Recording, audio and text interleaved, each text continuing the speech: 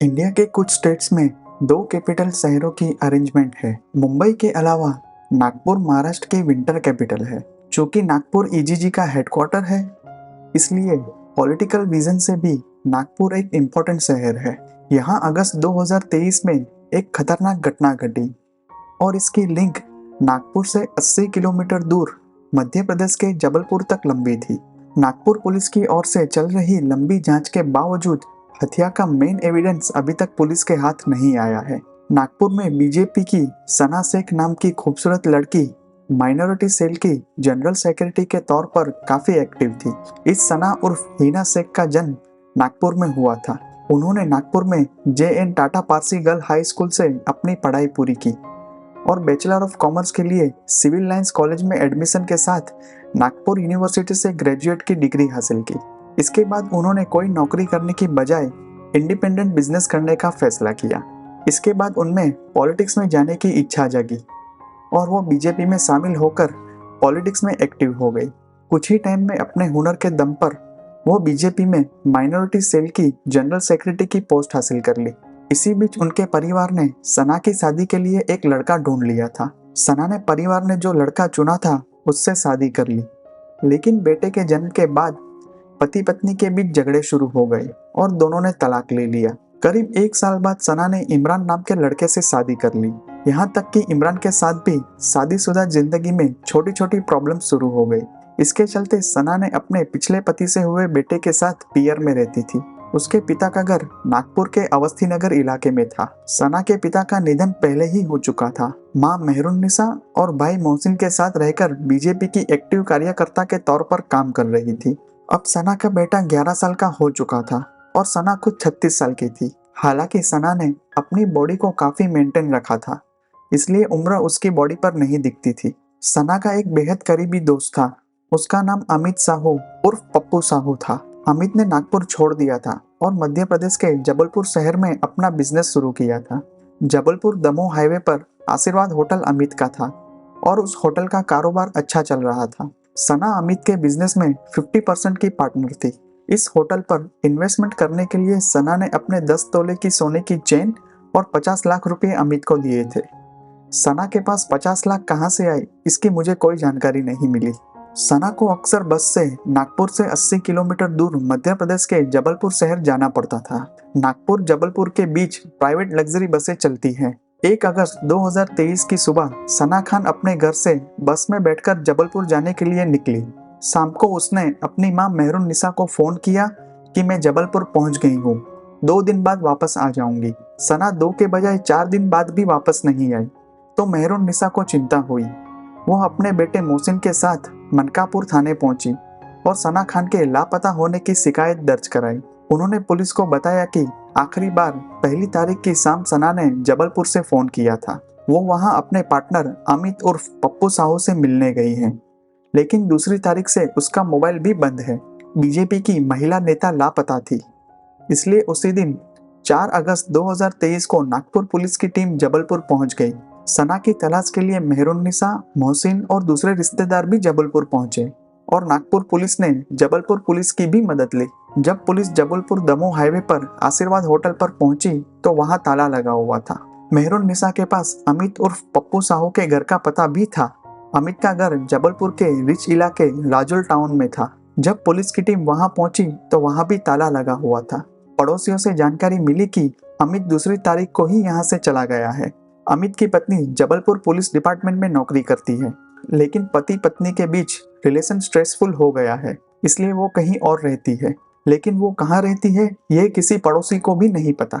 अमित साहू के भाग जाने की वजह से पुलिस को अब यकीन हो गया था कि सना उर्फ हिना खान को गायब करने में अमित साहू का ही हाथ है। पुलिस टीम ने होटल पर काम कर रहे लोगों की कुंडली निकाली तो उनमें से एक जितेंद्र गौड़ का पता पुलिस को मिला। पुलिस टीम जितेंद्र गौड़ के घर पहुंची और उसे गिरफ्तार कर लिया। जब उससे पूछा तो उसने कबूल किया कि मुझे और कुछ नहीं पता, लेकिन 2 तारीख की रात अमित सेठ ने मुझे अपनी कार धोने का काम सौंपा। कार धोते वक्त मैंने देखा कि कार की डिक्की में खून के धब्बे थे और सेठ ने कहा था, इसलिए मैंने ये सब धो दिया।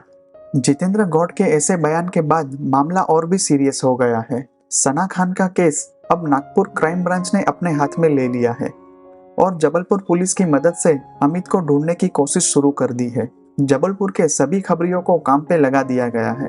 अंत में 11 अगस्त 2023 को अमित को जबलपुर के गोरा बाजार के आसपास छुपे होने की इंफॉर्मेशन मिलने पर सभी टीमें गोरा बाजार पहुंची और अमित को एक होटल से उठा लिया। पुलिस की कड़ी कार्रवाई के सामने अमित टूट गया। उसने माना कि सना मेरे घर लड़ने आई थी। सना और मैं पैसों को लेकर झगड़ते थे। पैसों के अलावा दूसरे पर्सनल रीजन से भी विवाद बढ़ा। हम दोनों के बीच लड़ाई और तेज हो गई। इसलिए गुस्से में आकर मैंने उसके सिर पर छड़ी से वार किया और उसकी मौत हो गई। हत्या की बात कबूल करने के बाद उसने एक और चौंकाने वाली जानकारी दी कि सना मेरी पत्नी थी। हम दोनों ने 6 महीने पहले सबसे छुपकर कोर्ट मैरिज की थी। अमित उर्फ पप्पू साहू ने सना उर्फ हिना खान की हत्या की बात कबूल कर ली है। लेकिन क्या वो इस काम में अकेला था या उसकी मदद करने वाले और भी लोग थे? इस सवाल के अलावा सबसे अहम सवाल ये था कि हत्या के बाद उसने सना की लाश के साथ क्या किया। इसका जवाब पाने के मकसद से जबलपुर पुलिस को अमित के कांटेक्ट में रहने वाले दूसरे लोगों को समन भेजकर पूछताछ करनी पड़ी। सना हमेशा अपने साथ 2 मोबाइल और एक लैपटॉप रखती थी। वो लैपटॉप और मोबाइल कहाँ हैं, इसके बारे में भी जानकारी हासिल करनी थी। इंफॉर्मेशन के बेस पर पुलिस ने अमित के करीबी माने जाने वाले रमेश सिंह, धर्मेंद्र यादव, रविशंकर यादव और कमलेश पटेल को हिरासत में लिया। अमित का नौकर जितेंद्र गौड़ पहले ही गिरफ्तार हो चुका था। लाश का क्या हुआ? उस सवाल के जवाब में अमित ने कहा कि मैंने 2 अगस्त को झगड़े के बाद उसकी हत्या कर दी। इसके बाद मैंने लाश को एक बैग में डाला और अपनी कार की डिक्की में रख दिया। मैं रमेश सिंह के साथ कार लेकर जबलपुर से 45 किलोमीटर दूर मेरगांव के पास हिरन नदी के पुल पर गया। उस समय नदी में बाढ़ थी, इसलिए मैंने सोचा कि लाश बाढ़ में बह जाएगी और किसी को पता नहीं चलेगा। रमेश सिंह की मदद से मैंने लाश को नदी में फेंक दिया। लाश वाला बैग पुलिस को अमित के घर से मिला। पुलिस को बैग और घर में खून के धब्बे भी मिले। नागपुर से पुलिस की दूसरी टीमें भी आ गई और अमित की बताई जगह से नदी में लाश की तलाश शुरू कर दी। इस काम में पुलिस ने मध्य प्रदेश के स्टेट डिजास्टर रिस्पांस फोर्स यानी कि SDRF की मदद ली और जांच तेजी से शुरू हुई। सना की तस्वीरों के साथ हर जिले के पुलिस स्टेशनों में भी इन्फॉर्म किया गया। दिन बीतते गए लेकिन लाश नहीं मिली। इसी बीच 17 अगस्त को जबलपुर से 300 किलोमीटर दूर हरदा जिले के सिरौली थाने के इंस्पेक्टर ने जबलपुर पुलिस को फोन कर इंफॉर्मेशन दी कि यहाँ महेंद्र गांव के कुएं में एक अनजान लड़की की लाश मिली है। पुलिस टीम सना के भाई मोहसिन को लेकर सिरौली पहुंची। वहां के गवर्नमेंट हॉस्पिटल के मुर्दा घर में लाश और उसके कपड़े देखकर मोहसिन ने कहा कि ये मेरी बहन सना नहीं है। हिरन नदी में करीब 150 किलोमीटर के इलाके में लाश की तलाश जोरों पर थी, लेकिन कोई सफलता नहीं मिली। सना के मोबाइल या लैपटॉप का कोई सुराग नहीं मिला। उसके बाद 20 अगस्त 2023 को मां मेहरुन्निसा ने नागपुर पुलिस कमिश्नर के सामने शर्म छोड़कर अपना मुंह खोला और शिकायत दर्ज कराई, जिससे पूरे नागपुर में हड़कंप मच गया। मेहरुन्निसा ने कहा कि अमित का होटल बिजनेस सिर्फ एक छलावा था। अमित का असली कारोबार ब्लैकमेलिंग और एक्सटॉर्शन है। उसने मेरी बेटी सना को डरा धमकाकर सना को भी अपने धंधे में लगा लिया। अमित का गैंग मध्य प्रदेश, उत्तर प्रदेश और महाराष्ट्र के रंगीन मिजाज लोगों को ढूंढकर निशाना बनाते थे। सना खूबसूरत थी, इसलिए सना को उस आदमी को लालच देकर उसके साथ गंदा काम करना पड़ता। अमित की धमकी के कारण मेरी बेटी को बहुत कुछ सहन करना पड़ा था। जब वो दोनों कमरे में होते थे तो एक छिपे हुए कैमरे की मदद से उनकी वीडियो रिकॉर्डिंग की जाती थी। उस वीडियो की मदद से अमित का गैंग उस बकरे को ब्लैकमेल करके लाखों रुपए वसूलता था। अमित ने इस काले कारोबार से करोड़ों रुपए जुटाए हैं। अमित ने मेरी बेटी को मार डाला क्योंकि उसे पैसे नहीं देने थे। यहाँ एक सवाल उठता है कि नागपुर बीजेपी माइनॉरिटी सेल के जनरल सेक्रेटरी और उसे कोई इस तरह के काम के लिए धमकी दे सकता है? फरवरी 2021 से उसकी मौत तक सना खान इस सेक्सटॉर्शन बिजनेस में पार्टनर थी और अमित के गैंग ने करोड़ों की कमाई की। उसने अनगिनत लोगों को अपने जाल में फंसाकर करोड़ों रुपए ऐंठ लिए थे। हनी ट्रैप की ये कहानी पुलिस के लिए भी चौंकाने वाली थी। मेहरुन्निसा की शिकायत के बेस पर पुलिस ने अमित के खिलाफ IPC 384, 386, 389, 354D, 120B, 34 के अलावा IT एक्ट के तहत मामला दर्ज किया गया। पुलिस ने अमित के पुराने कॉन्टैक्ट्स का पता लगाते हुए मध्य प्रदेश के तेंदुखेड़ा के कांग्रेस विधायक संजय शर्मा को भी पूछताछ के लिए नागपुर बुलाया। उन्होंने कहा कि 15 साल पहले अमित मेरे वहां काम करता था, लेकिन उसके बाद से मेरा उससे कोई संबंध या संपर्क नहीं है। मुझे उसके हनी ट्रैप कारोबार के बारे में भी कोई जानकारी नहीं है। अमित काफी चालाक था। वह लाश, मोबाइल और लैपटॉप के बारे में पुलिस के सवालों का गोल गोल जवाब देता था। इसके चलते पुलिस ने 2 सितंबर 2023 को अमित के नार्को टेस्ट के लिए कोर्ट से इजाजत मांगी, लेकिन कोर्ट ने नहीं दी।